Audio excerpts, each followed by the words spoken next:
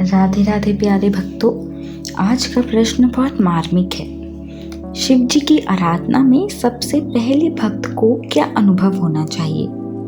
क्या शांति का अनुभव होना चाहिए या भक्ति का या फिर वैराग्य का? तो यही एक प्रश्न एक भक्त ने प्रेमानंद जी महाराज से किया। महाराज जी का उत्तर बड़ा सीधा परंतु अत्यंत गहरा है। तो उन्होंने कहा, पहली सीढ़ी है श्रद्धा और फिर आता है विश्वास। श्रद्धा का अर्थ है संतों और शास्त्रों के वचनों में बिना तर्क वितर्क, बिना क्यों लगाए यथावत बुद्धि रखना। और विश्वास का अर्थ है भगवान है, वे हमें सुन रहे हैं, वे हमसे प्रेम करते हैं और उनसे बढ़कर कोई हमारा नहीं है। जब ये दृढ़ विश्वास जम जाता है तब आगे की अनुभूतियाँ अपने आप आने लगती है।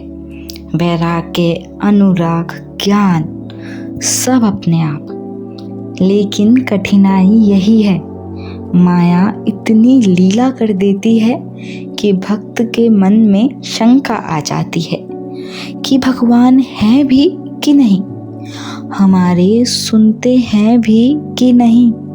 इसलिए साधक को बार बार प्रार्थना करनी चाहिए, बोलना चाहिए, हे प्रभु, हमारी श्रद्धा आपके चरणों में स्थिर हो, हमारा विश्वास आपसे अटूट जुड़ा रहे।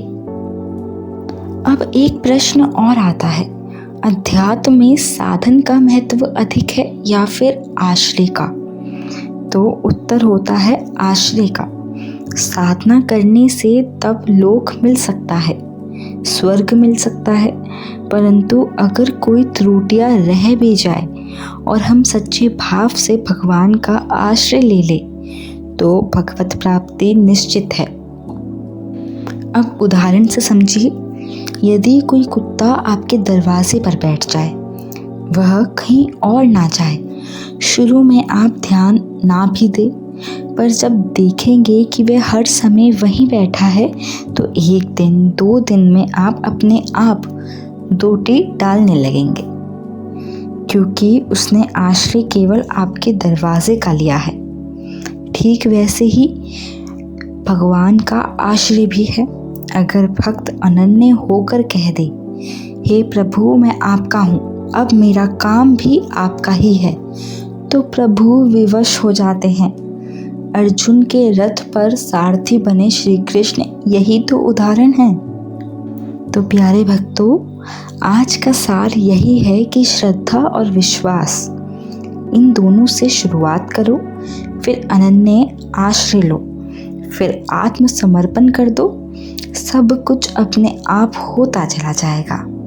राधे राधे।